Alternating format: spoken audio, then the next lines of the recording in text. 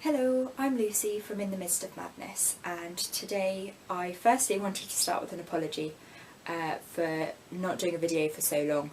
I know I did a video earlier in the week for a review, but I haven't done a mental health one in weeks, so I am really sorry for that. But it actually brings me on to what I'm going to talk about today, and that's confidence. So one of the biggest reasons I've not done a video recently is because I just haven't felt confident enough to do it. And this is something I struggle with very, very regularly. I'm sure it's part of my condition, but I often don't feel capable of doing things, often really, really small things, as well as the huge things. There's all sorts of things that I don't feel able to do, but a lot of those end up being really small things as well. And it's been a real struggle. I haven't known what to talk about, and sort of as the days have sort of gone by, I've kept thinking, oh, I really need to do a video. And sort of as it's got longer, it's got harder, because I then feel like there's going to almost be more of a spotlight on me to kind of say something really meaningful and powerful. And I just haven't known what to talk about. And I have kept saying to my partner Joe that I didn't really know what to do. I didn't really know what to talk about at all. And we kind of both agreed that actually having a video about confidence might be really good, because I can't be the only person that's going through this. And I can't be the only one that puts things off because they just don't feel able to do it justice, or just don't feel able to do it. And so I thought I'd kind of talk about it today, and in kind of planning vaguely what I wanted to talk about. As you know, I don't do scripts, so I don't know where this will end up, but when I was trying to think about sort of what angle I wanted to take or anything like that, I was thinking about confidence, and I was thinking that throughout my life people have always described me as a confident person, and certainly on my CV and in job interviews I've always said I'm outgoing, I'm bubbly, I'm a confident person. I've always kind of known my own abilities. I knew what I was capable of, and I always achieved things. And since getting ill, it really isn't something that I describe myself as. Well, I don't tend to describe myself in very positive ways at all, which is something I really need to work on. But if someone asked me to describe myself, confident is not a word that would ever come up now, unless in the context of I'm very unconfident. That's the only way I would describe myself now, because I don't feel capable most of the time, and it's really odd, because I know I felt quite confident growing up, as well as coming across that way, and I can actually pretty much pinpoint when that stopped, and it was right before I got ill with these disorders. And I was working as a psychiatric inpatient nursing assistant on a female ward, and I absolutely loved my job.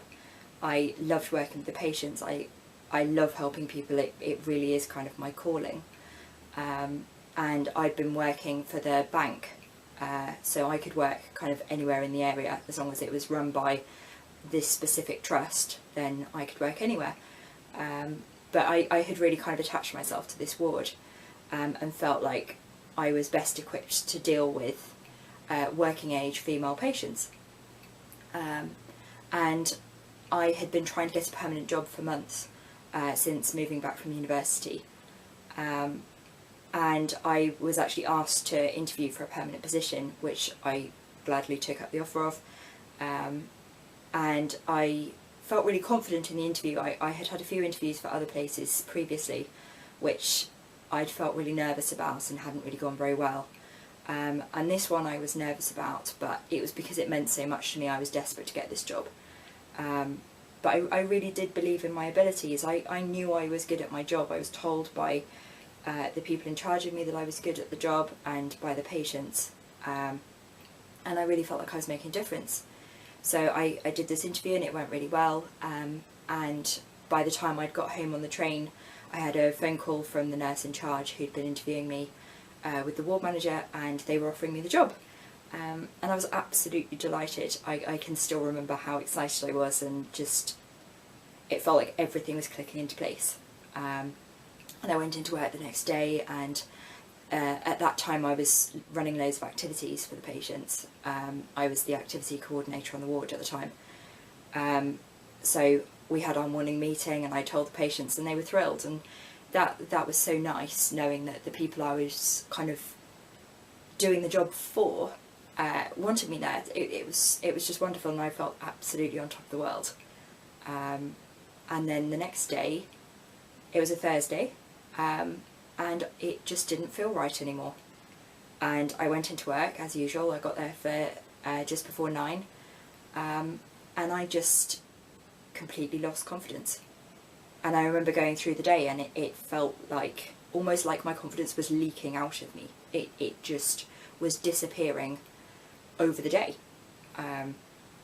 And I just kept having all these thoughts of, I can't keep these patients safe. I can't do this. I'm not any good at this. I can't do it. I can't do my job properly. I am a risk. And I don't know why this happened. I'd never really had these thoughts before at work. I wasn't an overconfident person, but I knew what I was doing, and I knew I was doing it properly. And yeah, this one day I just didn't know that anymore. Everything positive that I knew about the job and the work had just gone. And I just spent the whole day second guessing myself and thinking that something awful was going to happen. I had this horrendous feeling of dread. And I just thought, God, this is really not great. But I thought it would just pass. It had come on so quickly. I just sort of knew it would pass. And that evening I went out for a meal with my partner to celebrate getting the job. And I rapidly deteriorated over that. I remember going to the loo, and I don't go to toilets in public if I can possibly help it. And I remember sitting on the loo with my head in my hands and just feeling completely overwhelmed, and like I couldn't go back in the restaurant. Everyone would look at me. I just couldn't do anything anymore. That was what kept going in my head, was I can't do this, I can't do this, I can't do this. And I didn't even know what this was. At that precise moment it was, I can't go back in the restaurant. During the work day it was, I can't keep my patients safe, I can't do the job, I need to go home. Anyway, the fear of people judging me for being in the toilet for that long managed to overtake the fear of going outside again. So I went back out and I sat down, and I obviously looked dreadful because Joe asked me if I was alright. Anyway, we came home, we were coming home on the train, and by the time we got back I was in floods of tears. I had a panic attack as soon as we walked in through our front door, and I just felt horrendous, and I had no idea why. And then the next day I was due at work again, and I had a really bad panic attack. I ended up in a crying heap on the floor. I couldn't get my legs to move properly. I was just... You hear these phrases of being rooted to the spot, and it always sounds like a sort of dramatic thing that isn't actually true. But I was actually rooted to the spot. I was trying to get up, and I couldn't. I was so frightened. I really was physically stuck to the spot. So I eventually managed to calm myself down enough to phone work and say, I'm really sorry, I can't come in today. I lied and said I had a migraine. Because yeah, stigma, even in a psychiatric ward, I was worried about telling them that I was anxious for some reason. I didn't want them taking the job offer away from me, which I'm sure would never have happened, but I didn't want to risk it when it had only been 3 days since they'd offered it. And I cancelled my night shift for the next night, so that I had the weekend off to just sort myself out, calm myself down. And I thought I'd be fine. And I was meant to go food shopping the next day on the Saturday, and I couldn't. I could not make myself go out of my front door. And I have a very, very strong will. I'm a very determined person. That's what I'm really known for within my friends and family. And I couldn't go out of my front door. and I've never felt like that. It really was like I imagine I would feel if someone took me to the door of an aeroplane and told me to jump out. Parachute or no parachute, you're not getting me out of that door. And that was how this felt, and it was really frightening. And the next day I did force myself to go shopping. And I nearly abandoned my basket because I had just had so many thoughts in my head, and all of it was, I can't do this, I can't do this, I can't do this, I can't cope, I can't do this. And it was constant. And I finally managed to get my shopping sorted. I'm sure I missed loads off the list. But I got the essentials, and I was crying on the train home. And I remember phoning my mum, and I just said, like, I've got to see a doctor. Something's wrong. I'm not okay. Something is really wrong. And I really thought it would pass. It had come on so quickly. This had been, 4 days. And yeah, I thought it would go. And actually I haven't been at work since. It's been nearly 4 years. And that confidence just never came back. And it's always been quite frustrating because I don't know why it happened. I don't know why it happened so quickly. But it really was like having an actual breakdown, like you hear about people having breakdowns. And that kind of almost coming on overnight. And this really was what happened. In 4 days I went from being good at my job and capable and being good enough that the ward actually wanted to keep me on permanently and offer me a position, to not being able to leave my house. My doctor's surgery is literally round the corner from my flat. I can practically see it. There are buildings obscuring it, but I can practically see it from my kitchen. And just walking around there to go to the appointment on Monday, I was just terrified. I was shaking like a leaf. I felt completely paranoid, and just, yeah, it was literally like all of the confidence had just gone from my body and my brain. And again, I cried at the doctor's. When I had to go, I was put on some medication to see if that would help, and I went to pick that up at the pharmacy. And again, I was just sat there like this, just desperate for no one to look at me and no one to speak to me. And they called my name, and I just thought, oh my God, I can't even stand up.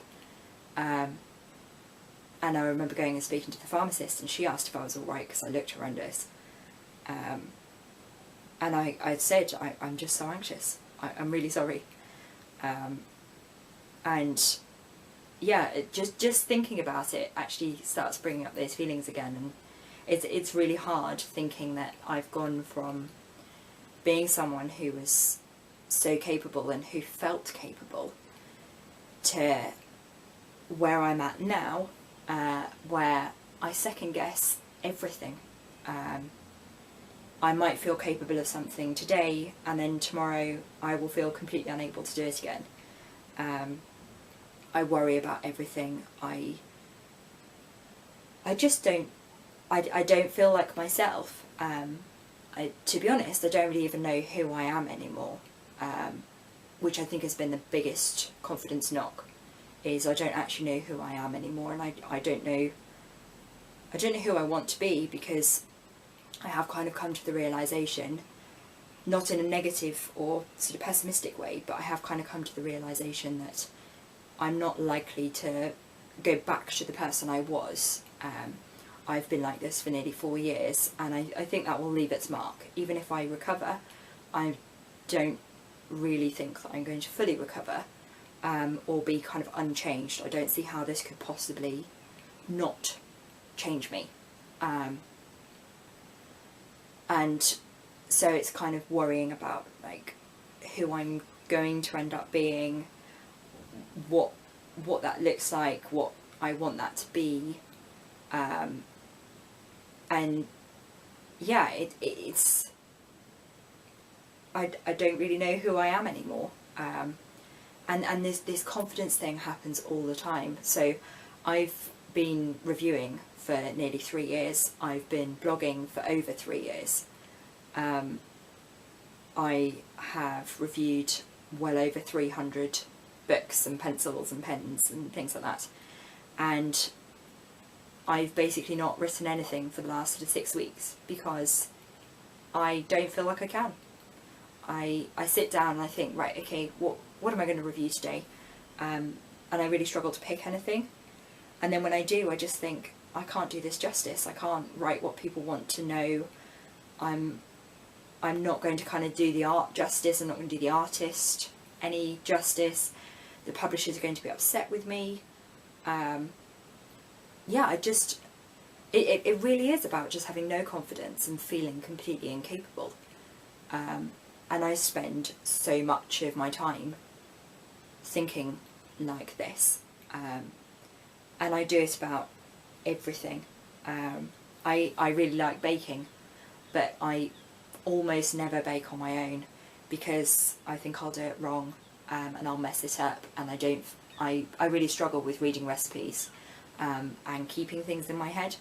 And so like when I'm checking a measurement, I have to check it like 2 or 3 times because I'm sure I'll have read it wrong, or read the wrong line, or that I'm using the wrong type of flour and then it won't rise when it's meant to, or will rise when it shouldn't, and all of those kinds of things. And I need a lot of reassurance from people, and it must make Joe just go spare. And he does get frustrated sometimes, completely understandably, because it must be so irritating with me checking things all the time. But I really do just have no confidence, and I've really struggled seeing people because I feel like I'm boring. I feel like I talk for too long about things, or that I don't seem interested enough in other people.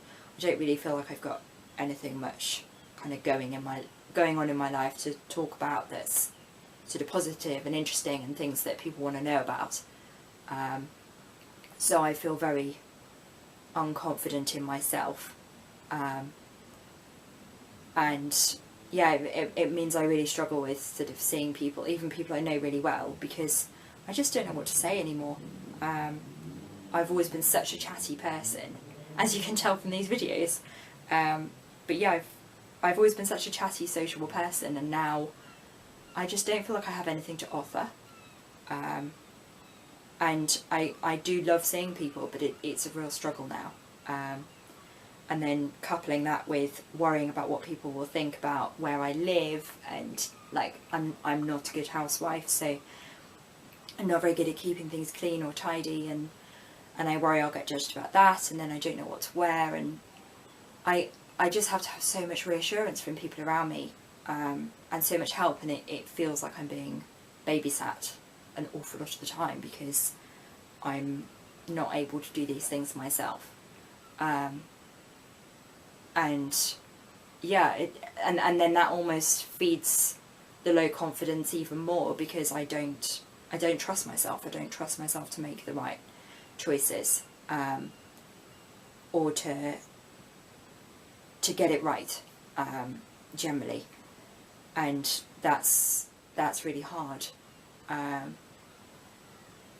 So yeah, the reason I've not been doing videos, the reason I've not done any reviews apart from one in the last, I think, 6 weeks, is because I've just felt completely incapable and unconfident,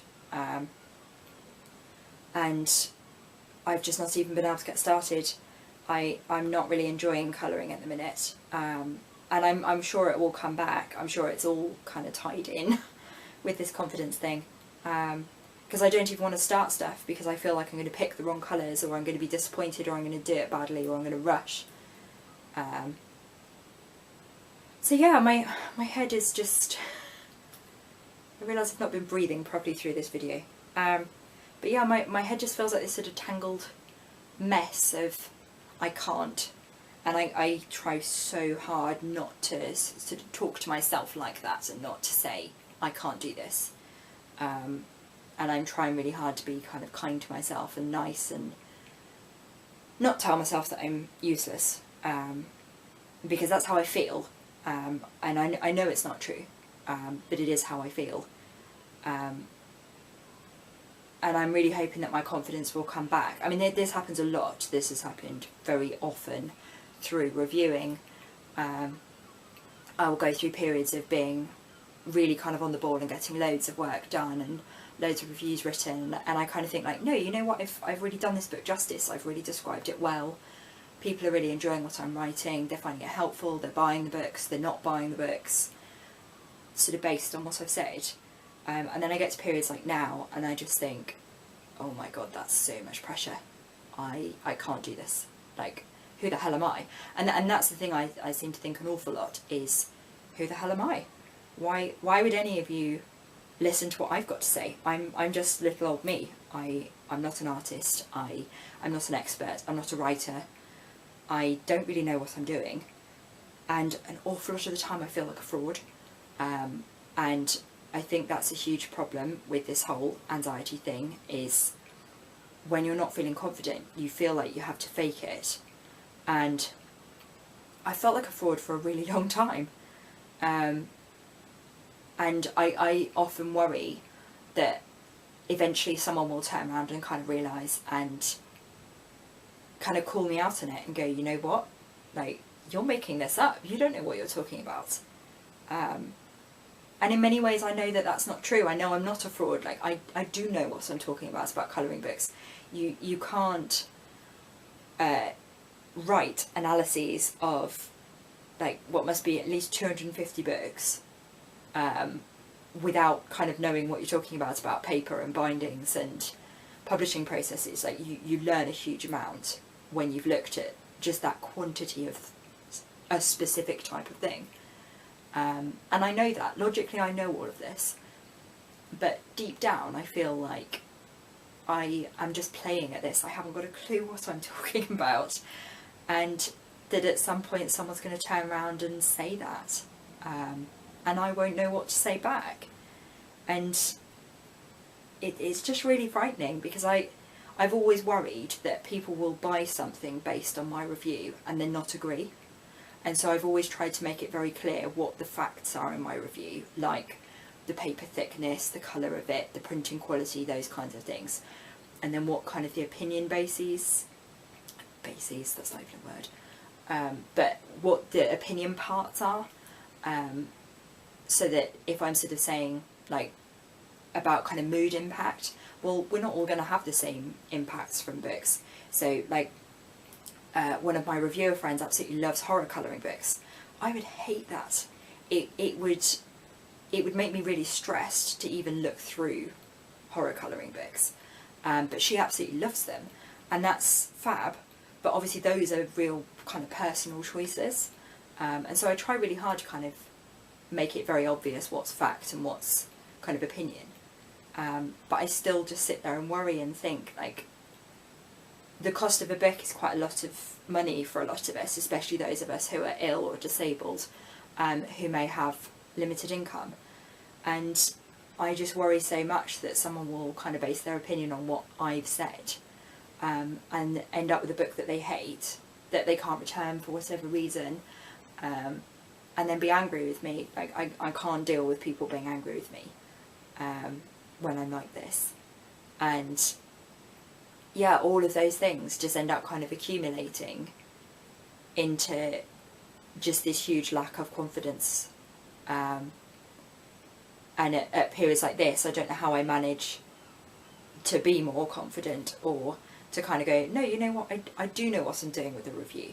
I am writing good stuff. I get nice comments and emails from people thanking me. I had such a wonderful email the other day from a publisher saying that they absolutely loved my review of their book, and that it was one of the best book reviews of any book they'd ever read. And the thing is, I just don't tend to believe those things. I know they're not lying, but I have such low confidence that I can't really believe those things to be true about me when I don't believe them about myself, which I guess is part of the problem. Because I know a lot of people around me who know me in real life believe all sorts of positive things about me, and I always just think they're a bit mad, because I don't believe them. I don't see those things. I don't see those qualities or characteristics, because inside I feel so incapable and like a fraud. And so I'm sure on this video I'm talking all about confidence and feeling really unconfident and small inside, but I'm sure I've probably portrayed myself really well.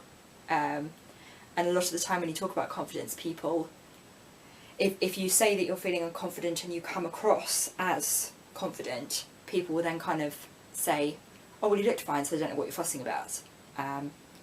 But actually this isn't really about how I portray myself, it's very much about how I feel inside. And in many ways it's very lucky for me, and I know I will be very grateful when I have to go and do things that I'm absolutely terrified of, like going back for job interviews and things like that, where I need to show confidence. And if I'm bricking it inside and I don't show it, that's fantastic. But when you're trying to get people to believe you, it can be really difficult, because me saying I'm a quivering wreck inside and coming across as fine and calm and cool as a cucumber obviously kind of makes me sound like a liar. And so you have to kind of trust what I'm saying, but quite a lot of the time people kind of don't. And then you get even more worried because you feel like even more of a fraud, because people then start almost saying that you are, and that you're kind of making up that you're not feeling confident because you seem it, so you must be it. But a lot of us have got very good at faking it, or like I don't actually try to fake it, because in many ways that's really irritating. But somehow I'm very good at coming across as calm and in control and fine, and yeah, my inner perception of all of these things is very, very different. And so like I will often feel like I'm talking really fast or seem really manic or just like hyped up and keyed up, and most of the time people don't see it. They just don't know that that's happening. And I will even say I feel like I'm buzzing inside, and it doesn't come out, you don't see it on the outside.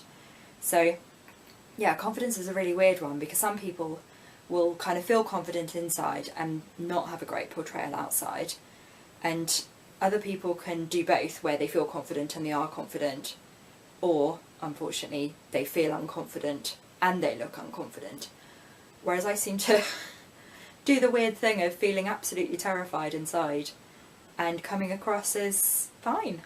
I think I must secretly be a swan, where up here I can just look serene, and underneath I'm furiously paddling, trying to get my brain to work and trying to get all the words out and trying to get all of my points together. And it's why I so often sort of lose my train of thought, and I'm never sure if these videos are actually even making sense, because I don't start off with like a plan, and I never know where it's going to go, because I can't restrict myself like that, because the anxiety takes me everywhere. So yeah, here's welcome to my sort of chaotic thought process. But yeah, this is why I've not been videoing. It's why I've not really been reviewing or even colouring. I'm hoping to sort of rectify that soon, and I'm hoping my confidence will come back. I'm not sure how I'm going to manage that, but I'm sure it will. It usually does. So yeah, I just wanted to kind of let you know what it's like, because I know a lot of people with mental health problems really do struggle with confidence. And so this is something that's very relevant to a lot of us. And yeah, just to be a bit mindful of the fact that just because we might come across as being confident doesn't mean that we are.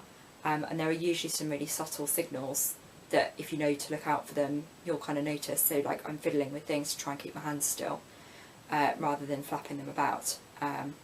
And I often talk too fast, or I will just fill silence.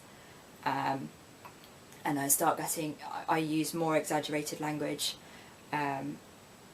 My eye contact is even worse than usual. I end up all over the place. I say an awful lot. All of those things are kind of me trying to hold it together. And I forget to breathe, because I'm so desperately trying to get my point across and trying to pretend that I'm okay. And and that I know what I'm talking about, that I forget the important thing. Apologies, as usual I managed to go over time because I can't concentrate on more than one thing. But yeah, I was just saying that there are subtle signs to look out for with confidence issues, and that if you know to look for them, they are there. And one of the ones for me clearly is managing to talk until the camera just turns itself off, because I don't remember to check the time properly. And I have actually been checking it through this, but I still managed to go over time. So yeah, I need a better system. But yeah, so this video is just about where I'm at, and that yeah, I'm not feeling hugely confident, but hopefully I will bounce back soon, and I will be back with all sorts of other videos and reviews. I'm not sure what they'll be, but there will be others sooner than 6 weeks. I will make that promise. There will be more in less than 6 weeks. So yeah, please do give me a like, a thumbs up, sorry, wrong social media jargon. Yeah, give me a thumbs up, and do leave me a comment, and subscribe to my channel so that I know that somebody is watching my rambling mess. And yeah, I'll be back soon. Thank you so much for watching, and apologies if this video is really dark. It is unbelievably grey outside. Like, it's not even 4 o'clock when I'm filming this, and it's so dark.